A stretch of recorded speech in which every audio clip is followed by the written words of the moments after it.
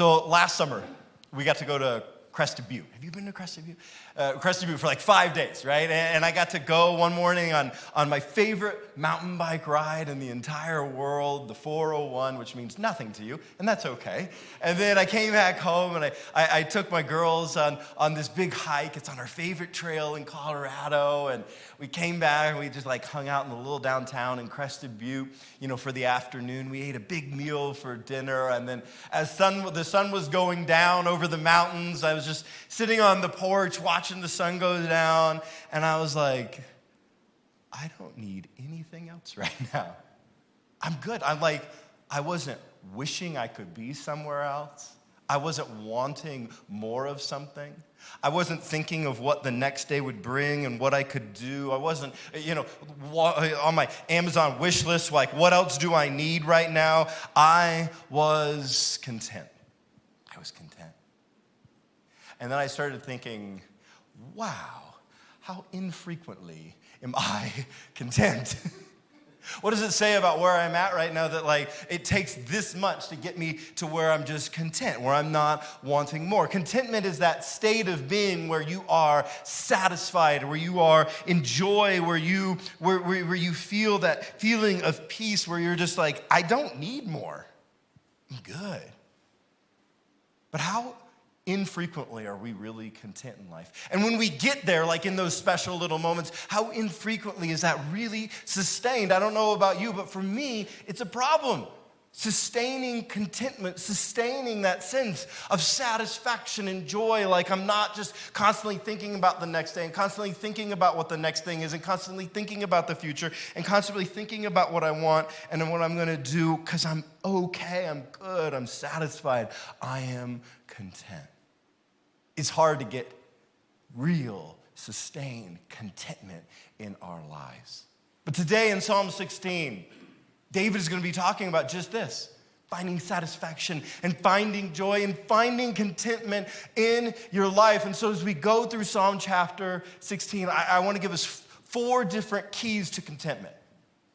Because I know for me, and maybe it's true for you, it's so hard to find sustained contentment in your life where you're just good, where you're not thinking about that next thing and wanting more and discontent. And so it's so important, and we're going to be learning from David these 4 keys of contentment today. And my prayer is that through these 4 keys that you too can find that sustained contentment where you're not always just grinding for more and discontent and unhappy. The first one he's going to start sharing in verse 1. This is Psalm chapter 16. If you got your Bible with you, we're going to be going through verse by verse. If you don't, the passage is going to be up on our screens this morning. He says this, "Keep me safe, my God, for in you I take refuge." David's like, God, don't let me go. God, you got to hang on to me. God, I'm looking to you to save me. God, you are my refuge. I love this word, refuge. Refuge. You're my refuge, guy. Years ago, I was backpacking overseas, and we were in this big area where we were out in this exposed desert for a few miles, and we were like 2 days from the nearest town, and this massive storm rolled in out of nowhere. And it was lightning, and it was thunder, and we were just out there, and the rain was pouring down like the biggest drops you've seen. And so we saw the forest in the distance, and we ran for the forest, and we got there, and I was discovering that my rain jacket wasn't rainproof, which is a problem, right? And right then we saw these 2 rocks that had fallen against each other. And underneath there were about 10 or 20 feet in between the 2 rocks. And so we got in between there, and it was dry, and we were safe, and we were protected, and there was some wood, and we made a little fire, and we got warm, and we dried our things out. We were safe and protected. That is a refuge, right? It's where you find safety and security and protection. And David's like, God's my refuge. God's my spot like that, my dry place, my safe place, my warm place. God is my refuge.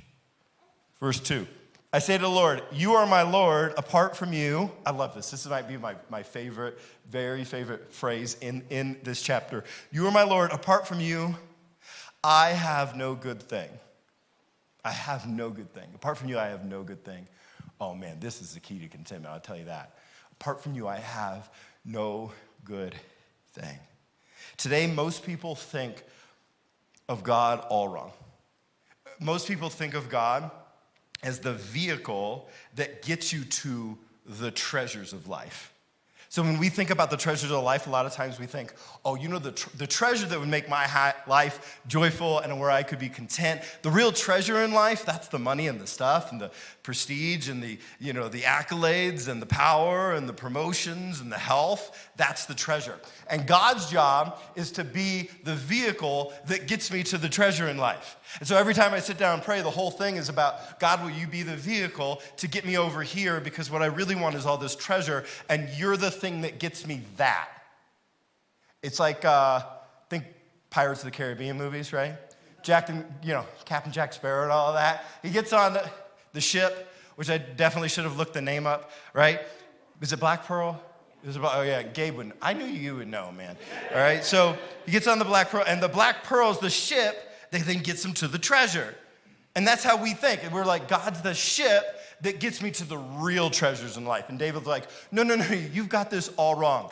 God's the treasure. God's where you'll find the joy. God's where you'll find the contentment. And if you keep using him as the ship, the vehicle to get there, you miss the treasure. You already have it, and you're going to be discontent and unsatisfied and unhappy because you don't know that the treasure's already there. God is the treasure. He's not the ship to get you there. David just disagrees. God is the good thing. God is the good thing that gives you joy. God is the good thing that gives you contentment. That's why David says, you are my Lord. Apart from you, I have no good thing. Anything we pursue for our ultimate joy that is outside of God is not good at all. Tim Keller put it this way. He said, idolatry means turning a good thing into an ultimate thing. Idolatry means turning a good thing into an ultimate thing. God is David's supreme and good treasure. That's why in God and God alone does he find his contentment. He says, God is my only good thing, and I have no other. Verse 3, I say of the holy people who are in the land, they are the noble ones in whom is all my delight. Now, you should have friends that don't know Jesus, right? How else in the world are you going to tell people about Jesus? But if you noticed that you, when you're around people who delight in the Lord, you're going to delight in the Lord more. That's what David's getting at, right? You got to have some good friends, those close friends, those people who, man, if they delight in the Lord, you're going to delight in the Lord. You just are. No other people who make God their good thing. God is my only good thing, and I have no other. Verse 4, those who run after other gods will suffer more and more. Now, this is the strange thing to us, okay? I'm going to explain it. I will not pour out libations of blood to such gods or take up their names on my lips. What in the world's going on there? Well, here's what it is. So the Canaanites had a god named Baal, right? And Baal, if you wanted to worship him, one of the ways was you could sacrifice a child. Don't do that, right? A smaller, little sacrifice to Baal is you would take the blood of an animal and you would pour it out, a little for your homies, right? Or you would drink it, okay? And that was like a sacrifice to Baal.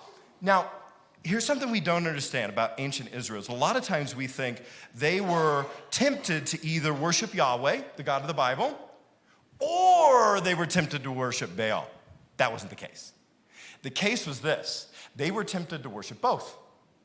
They were tempted to go, okay, I believe in Yahweh, so I'm going to have one foot over here in the God of Israel. I'm going to be worshiping here. But I'm going to hedge my bets, and I want to get along with these Canaanite neighbors of mine, so I'm also going to make sacrifices over here to Baal. So the temptation wasn't to abandon Yahweh. The temptation was to add to Yahweh, to compromise, to worship two at once. The temptation is the same today. There are many people who say, oh yeah, I believe in Jesus, yeah. All of my ethics, rights, and wrongs, worldview is informed by culture that is directly contradictory to Scripture, but I believe in Jesus too, right? So what are we doing? We're doing this. We're having one foot in both worlds. And God's going, no. You have to pick. If you got one foot in both worlds, then your foot isn't actually in mine. You got to choose. Throughout Israel's history, this compromise was really the temptation. And David's saying, no compromise. I'm not even going to do the little sacrifice. I'm not even going to do the pour out a little blood thing. None of it. Not a little bit. If you want true joy and contentment, you can't compromise. You can't run after other gods. You can't have one foot in both worlds. Just choose. Just choose. Because only God is good. God is my only good thing, and I have no other. David knew this. If you have God, then you have enough. If you have God, then you have enough. To be content, the only thing you need is God. Nothing else. No compromise, no additions, no anything. Not even a little. So what's David saying is the first key to contentment in these verses? He's like, hey, God is my only good thing, and I have no other. God is my only good thing, and I have no other. Verse 5. Lord, you alone are my portion and my cup. You make my lot secure. The boundary lines have fallen for me in pleasant places. Surely I have a delightful inheritance. Now, there's some language here that might be hard for us to understand in 21st century America, so let me explain.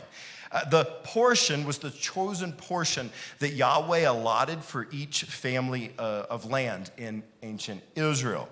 The lot referred to how when you were having an inheritance in a family, like the father died, the first son would receive 2 portions, and then it was distributed, the rest of the land and the money was distributed by lot, like think pulling straws. Does anyone do that anymore, right? Like drawing straws, right?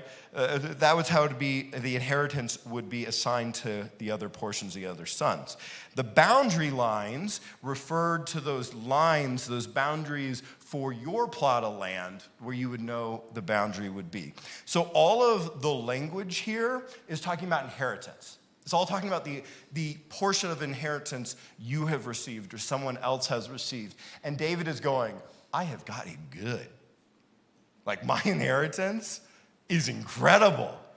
He says, he calls it pleasant and delightful in verse 6, which makes you go, okay, well then what's David's inheritance? How does he view his inheritance? What was his portion that he's so thrilled about? Is it money? Is it land? Was it being king? No. He says, Lord, you alone are my inheritance. That's the portion that he's so pumped up about. That's the inheritance that he is so excited about, that God is his inheritance. While everybody else is out there like, I want more money. I want a bigger portion of land. I want more stuff. I want more cows. David's like, I just want more of God. That's it. That's the only inheritance I want. That's the portion I want. That's it for me. That's what I want to inherit, is more of God. Because all David needs to be content is God. Writing about these verses in the late 300s AD, Augustine said this, let others drink deep of death-dealing pleasures. The Lord is the cup allotted to me. Let others drink deep of death-dealing pleasures. The Lord is the cup allotted to me. God is the only portion I need. God is the only portion I need, and God alone. Years before David was writing, back in the book of Numbers, God has set the people of Israel up in the land of Israel, and now he's dividing the different portions of land between the different tribes. But he comes to the tribe of Aaron and Aaron's family, the priests, and he says this, Numbers 18:20, you will have no inheritance in their land, nor will you have any share among them, meaning you're getting no land at all. Why? I am your share in your inheritance among the Israelites. Now, most of us would look at that and be like, dude, what a ripoff. No money, no land, no stuff. Like, what? That's a complete ripoff. You get no ranches, you get none of this, everybody else does. And David's saying, oh no, that's the best deal around. That's the best deal there is, to just get God. God is my share? God is my portion? That's amazing, because God is the only portion I need, and God alone.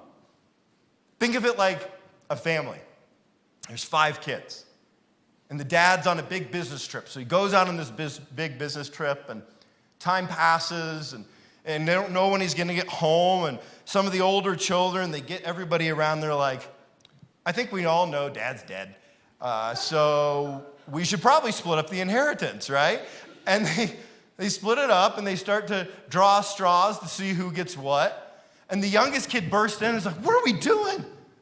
I don't want your stuff. I don't want your money. I don't want your land. I want dad. Let's go find Dad. Who cares about this stuff? I just want my Father.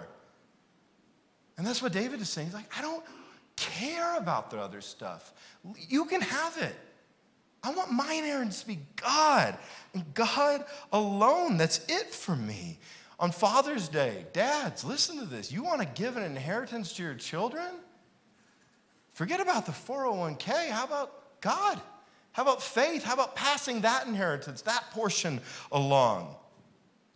That was David, but I wonder if it's us. I wonder if you could choose right now that your portion in life of money and stuff and health would be bigger, or if you could choose if your portion of your faith and God would be bigger, which one we would choose. So what David is saying is the second key to contentment in these verses is that God is the only portion I need and God alone. Verse 7, I will praise the Lord who counsels me. Even at night, my heart instructs me. Now, when we read this word counsel in verse 7 here, we hear like therapy, right? Like counseling. And just as a total tangent, here at Mission Lakewood, we are huge proponents of counseling. If you've ever, okay, we're big proponents of counseling. If you've ever felt shame or fear around that, like we think it's a good thing, like good Christian counseling, like we think it's an awesome thing. So do that. But that's actually not how David is using the word here. He's using it as in, God is the one who gives me advice. God is the one who gives me wise counsel, would maybe be how we would put it. To borrow from verse 6, it's God who is creating the boundary lines in David's life between right and wrong and decisions and all of that. God is his counselor. He's giving him wise counsel. Verse 8, I keep my eyes always on the Lord. With him at my right hand, I will not be shaken. I will not be shaken. So here's what you have to grasp. Verse 7 and 8 are connected. And so if verse 8, you do not want to be shaken, well then verse 7, you need to follow God's instructions. Get it? So if you don't want to be shaken, verse 8, go follow God's instructions, verse 7.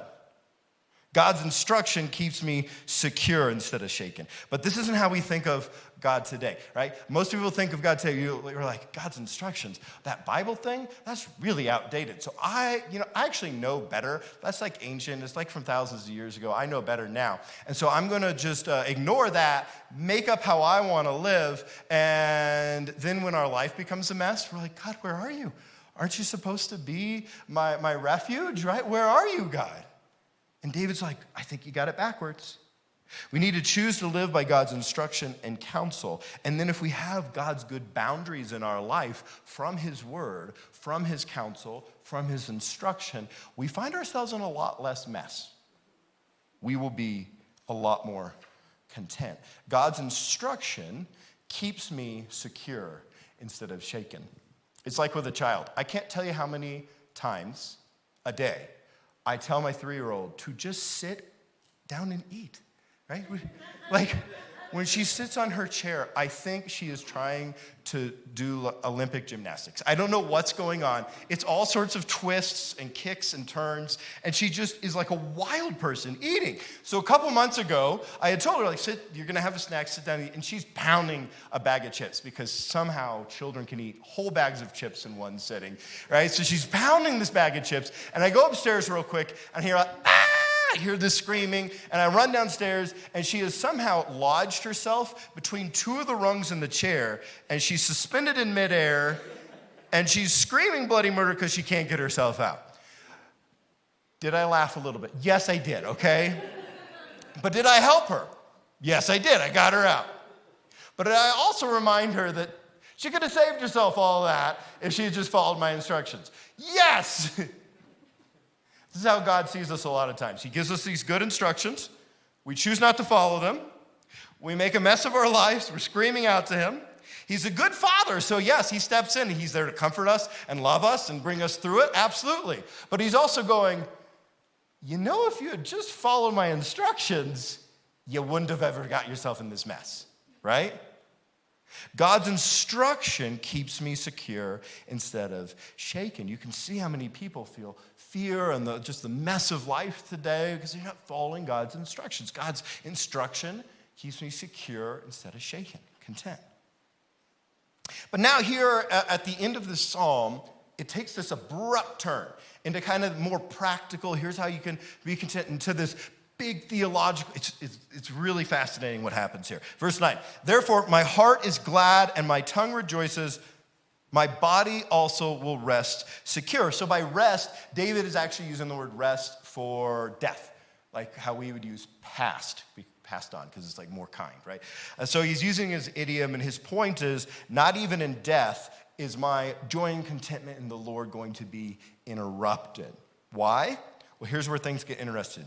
Verses 10 and 11. Because you will not abandon me to the realm of the dead, nor will you let your faithful one see decay. You make known to me the path of life. You will fill me with joy in your presence, with eternal pleasures at your right hand. Now, here's the thing. David was a smart guy, right? So he knows that he's going to die, and he knows his body is going to decay. But these verses say the opposite. So he must not be talking about himself. These verses are actually quoted 2 times in the book of Acts. There's this New Testament book of Acts that tells the story of the very first Christians, and in that book, these verses are quoted twice. When Peter is giving the very first ever Christian sermon in Acts chapter 2, he quotes these verses. He says this in verses 27 and 28 of Acts 2. Because you will not abandon me to the realm of the dead, you will not let your Holy One see decay. You have made known to me the paths of life. You will fill me with joy in your presence. So what Peter does is he says, oh, those verses were about Jesus. And Peter tells us David's true meaning of these verses from Psalm 16 in Acts 2, 31 and 32, where he says, seeing what was to come, he spoke of the resurrection, as in David spoke of the resurrection of the Messiah, that he was not abandoned, that the Messiah was not abandoned to the realm of the dead, nor did his body see decay. God has raised this Jesus to life, and we are all witnesses of it. So what Peter's saying is, David, all those hundreds of years before, when he was writing Psalm 16, knew that he was writing about the Messiah who would someday come to provide eternal salvation and the resurrection of the dead, and who would not see, the Messiah would not see a physical decay after death, because he would be raised from the grave. So the point at the end of Psalm 16 is God's promise of the resurrection gives me joy even in the face of life, because if Jesus did it for himself, he can do it for me. I can be resurrected from the grave too. Paul makes this exact same point when he quotes from Psalm 16 later in the book of Acts. He starts by quoting Psalm 16 in Acts 13, 36 to 37. He says, when David had served God's purpose in his own generation, he fell asleep, was buried with his ancestors, and his body decayed. So he's pointing back at Psalm 16. But the one whom God raised from the dead did not see decay. So what Paul is saying, back there in Psalm 16, David was actually talking about Jesus. And then Paul says in verses 38 and 39, I want you to know that through Jesus, the forgiveness of sins is proclaimed to you. Through him, everyone believes is set free. So he's like, all the way, all those hundreds of years ago, David was talking about the Messiah coming and how his body wouldn't decay because he would be resurrected from the dead, and how that sets you free and gives you joy, not just someday when you too are resurrected to live with God forever, but that gives you joy right now, because whatever life throws at you, even death throws at you, you're good. You can have that joy. Now, with all that in mind, let us read from Psalm 16 again, these verses, 9 through 11. David said, therefore, my heart is glad and my tongue rejoices. My body also will rest secure, because you will not abandon me to the realm of the dead, nor will you let your faithful one see decay. You make known to me the path of life. You will fill me with joy in your presence, with eternal pleasures at your right hand. So what did David mean? Well, God's promise of the resurrection gives me joy, even in the face of death. God's promise of the resurrection for those who follow Jesus gives you joy. It gives you that sense of peace, that contentment you need, even in the face of death. If you do not know where you're spending eternity, whatever joy or contentment you're able to grasp is in nature temporary. It's only fleeting. But David can be content even when he's worried about death, because he knows that the Messiah will come, die, not stay dead, resurrect from the grave, and will resurrect God's people to live eternity with him. So what is David saying is this fourth key to contentment? Well, he's saying God's promise of the resurrection gives me joy, even in the face of death. Even in the face of death. So David, he found contentment. I struggle with it. Maybe you struggle with it too.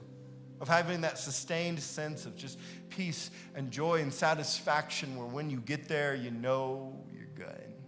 Not wishing you could be somewhere else. You're not hoping for more. You're not adding to your Amazon wish list. You're good. You're good. And here are his 4 keys. He said, God is my only good thing. God is the only portion I need. God's instruction keeps me secure. And God's promise of the resurrection gives me joy. And here's what it's all about. The only key to contentment is making God your only thing. The only key to contentment is making God your only thing. That's it. And the more you get off into other things, the less content you become. The more your contentment and your joy and your peace is founded in the Lord, the more content you will be. The more it gets into everything else, the more it gets into your work, the more it gets into your bank account, the more it gets into everything else, the less content you will be. The only key to contentment is making God your only thing. God is it. In this chapter, David calls God so many things. He calls God his refuge. He calls God his Lord. He calls God his only good thing. He calls God his portion. He calls God his cup, his lot, his boundary line and pleasant places, his inheritance, his counsel, his instructor. He is turning to God for his only thing, right? He is my only good thing. And when he turns to God as his only good thing, what does he find? Well, it says that in God, then, he's able to have delight and joy and security. He is able to be content. The more he focused that seeking of satisfaction and joy on God, the more he found contentment in life. He was not shaken. He was not discontent. As verse 8 says, he was keeping his eyes on the Lord. The only key to contentment is making God your only thing. C.S. Lewis put it this way. He said, there is but one good, that is God. Everything else is good when it looks to him and bad when it turns from him. There is but one good, that is God. Everything else is good when it looks to him and bad when it turns from him. David's quest for joy and contentment, peace, was over.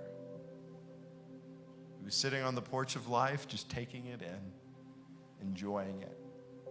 The discontentment had been driven from his heart, because he knew the only key to contentment is making God your only thing.